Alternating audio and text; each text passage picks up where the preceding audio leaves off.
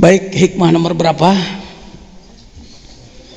Kalau tadi kita dididik bahwa amal ibadah kita harus didasari ikhlas, jangankan ingin diberi imbalan sampai surga neraka pun dalam hal ibadah lewat sajalah. Karena ketika kita beribadah ingin imbalan, jangankan dari manusia, dari Allah pun jangan ingin imbalan. Ibadah kita semata-mata karena yang disebutkan karena Allah itu sebenarnya bukan ingin diberi imbalan oleh Allah, tetapi dalam rangka syukur atas nikmat-nikmat yang sudah diberikan kepada Allah. Ketika kita masih menginginkan imbalan, masih menekan Tuhan, itu masih ngatur Tuhan. Gusti mah abdi sholat asal abdi ka surga keun nya, awas ulah henteu, awas ulah dikanarakakeun abdi, kumaha jadi pangeran teu bisa diaturnya. Tuh kan ke situ lagi. Mending kumaha tuh geus pasrah. Sanajan abdi ibadah tapi ku Gusti rek dikanarakakeun, amangga ngan upami tiasa mah tong panas we narakana kitu. Bolehlah usul seperti itu. Aku kudu ting panas asal dipikarido we ku Gusti atuh. Piraku ajengan gitu, teu piraku da kumaha anjeunna we. Ulah sok gandeng ejeng dudungan beunghar. Nya beunghar nya gagah. Urang sebagai hamba pasrah. Itu kurang pasrah, itu bangsa itu kurang pasrah. Saya bangga loh pada pendiri negara ini yang meletakkan dasar negara berdasarkan agama yang disebutkan nasionalis religius. Kebangsaannya kuat, agamanya kuat. Tinggal yang diperlukan hari ini orang yang memiliki power tinggi untuk membawa bangsa ini kepada pelaksanaan. Diperlukan orang yang powernya tinggi, lain power dugar dagor, tapi kemampuan, keilmuan, akhlak, sehingga menjadi panutan gitu. Kita kekurangan itu, Pak, sangat kekurangan itu. Miskin kita, miskin figur-figur seperti itu. Saya tidak termasuk, Pak. Saya tidak termasuk kategori seperti itu. Posisi saya kalau dalam sepak bola sekali-kali menang bola dioper gitu lah. Ya, bukan pembawa bola, bukan striker saya yang mampu menggolkan, bukan, Pak. Ini masih perlu digali teman-teman ini dari kelompok manapun.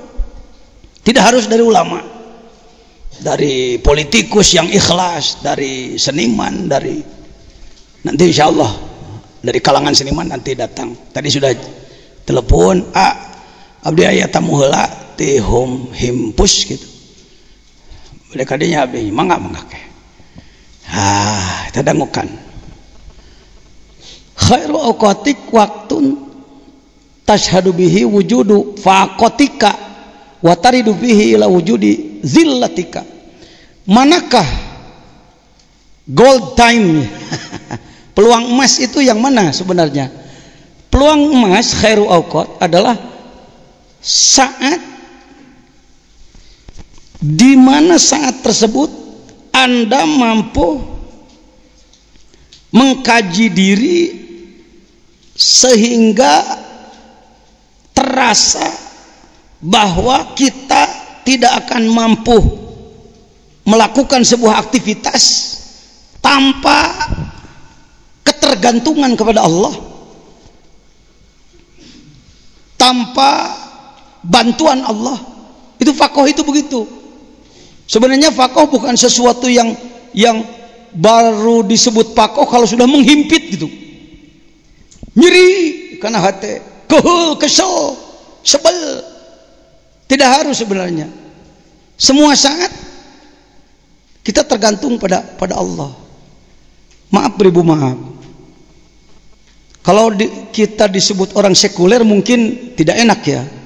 Pak Jajan sekuler kehet sih aing kiai bebal. Padahal kiai baru label pengetahuan aja. Sadarkah bahwa berkedip ini ada mesinnya, bergerak ini ada mesin ini. Syekh Al-Arif Billah Habib Lutfi Rais Am Jamiah Thariqah, beliau menyampaikan satu orang manusia bisa beraktivitas, bergerak, berfungsi sebagai manusia karena dia tersambung secara energi kepada semiliar bintang. Hiji jelema bisa gular-giler ya, dari Tuhan, dari Allah sebagai sumber segala gerak, bisa memainkan, mewayangkan manusia ini melalui 1 miliar bintang, dari bintang yang berputar tersambung. Ini Syekh Al-Habib Lutfi Al-Arif Billah. Kalau saya ke Jawa Tengah sebelah utara pasti nginapnya di rumah beliau, selalu beliau susul. Di mana? Ulah sare di hotel tah, di Abah beliau. Enak Pak, jadi murid disayang guru. Biar goblok, biar tolol kayak begini, enaknya saya disayang guru. Sebab tidak pernah berpikir untuk melewati, melangkahi, membentur guru, tidak pernah. Apapun aktivitas saya dalam rangka khidmah kepada guru. Sebesar apapun saya hari ini, posisi saya di bawah telapak kaki guru. Saliwat masih gak tolol gitu teh. Saliwat mah. Kita kalah oleh kungfu, kalah oleh Shaolin. Bagaimana menghargai guru? Pesantren sudah kehilangan adab, Pak. Sekolahan mah komo hampura. Kita ini sebenarnya kemana nganutnya ini? Ke barat, ke Cina, ke Arab itu sebenarnya. Geus teu buku guru na Indonesia. Ya. Tanyakan aja banyak kawan-kawan saya, teman-teman saya di pesantren dulu. Jajan di pesantren jago ngaji, lain-lain jago hidmah. Saya waktu di Al-Masturiah masih ingat, mohon maaf, hari itu memang hari luar biasa bagi saya. Tidak terlupakan, tanggalnya lupa, tahunnya ingatlah, antara tahun 68 73, sekitar tahun 70. Keluar pengajian dari masjid, kawan-kawan masuk asrama, lalu mandi persiapan sekolah, makan persiapan sekolah. Saya nasibnya dipanggil guru ajengan daman sebelah utara. Bidin dia bidin. Soan, jangan bidin pangnimakeun. Saat itu Al-Masturiah boro-boro gedung seperti sekarang, listrik heulaan ka dieu, sana masih pakai diesel puir dulu. Maka untuk air harus nimba heula. Alhamdulillah selesai minuhan bak untuk satu keluarga. Niat dahar ka kobong geus. Gerodi ti belah kidul. Bidin deh. Kang Kiai Haji Syahabudin. Kamu kan orang Salabintana, pinter ngurus bunga. Coba taman rumah saya ini urus oleh kamu sekaligus pel di dalam. Waduh, nembarak pakai. Tong amak santri Azainiyah mun anak ayeuna ka maneh kitu. Bukan balas dendam, bukan.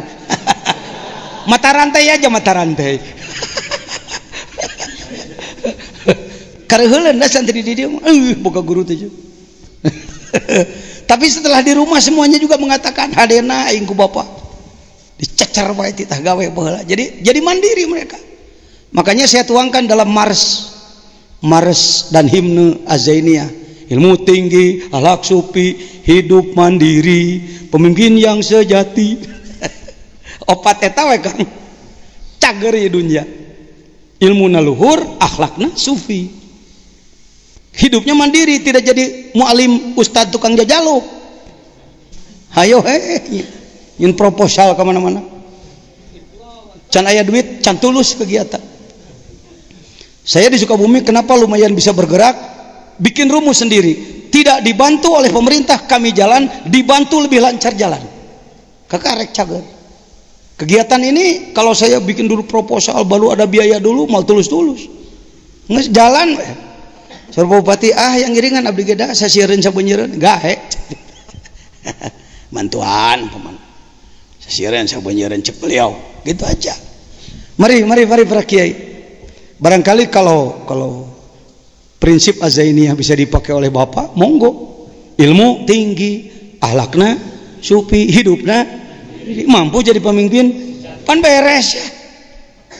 Nu hese teh eta bogo. Hari ini kita baru mampu apa di sekolahan? Mampu menghasilkan selembar ijazah. teuing bener teuing itu prestasina pokoknya menang surpikat menang sertifikat wisuda. Setelah diwisuda turun ke desa bengong sarjana bengong, silakan olah desa ini sesuai basic ilmu anda. Kumahnya Allahu Akbar. Begitupun keluaran pesantren, naon pigawean khutbah we lah ayuhan nasi takulo ngurus jenazah mimpin tahlil gitu, segitu. Bagaimana agar masyarakat di situ ekonominya bangkit? Teka pikir, kumaha sangkan ibadahnya, teka pikir. Kang kunaon masyarakat kieu? Tas waktosna we. Ini eta. Nah, hikam berfungsi di situ. Kembali ke tadi.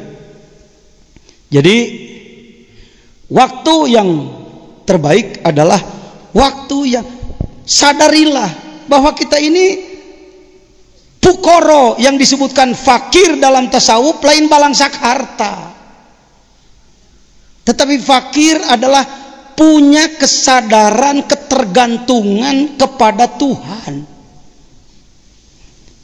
Anda pengusaha umpama pejabat tinggi, tetapi ada kesadaran, ya Allah, andaikan tidak diatur, tidak ditarbiyah, tidak Rabbil alamin, tidak ditarbiyah oleh engkau, saya tidak akan bisa bicara, melihat, mendengar.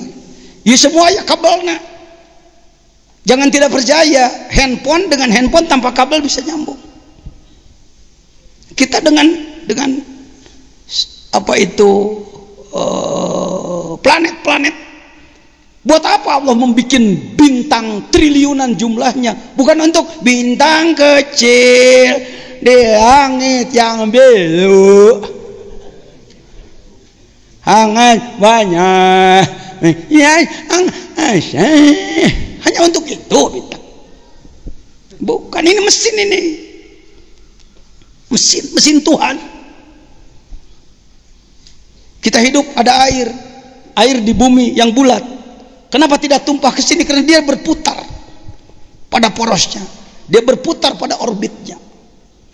Bulan mengitari matahari, mengitari bumi, bumi mengitari matahari, terus berputar, semua berputar ke kiri. Tidak ada yang berputar ke kanan, berputar ke kiri pada porosnya, berputar ke kiri pada orbitnya. Berbarengan dengan orang tawaf.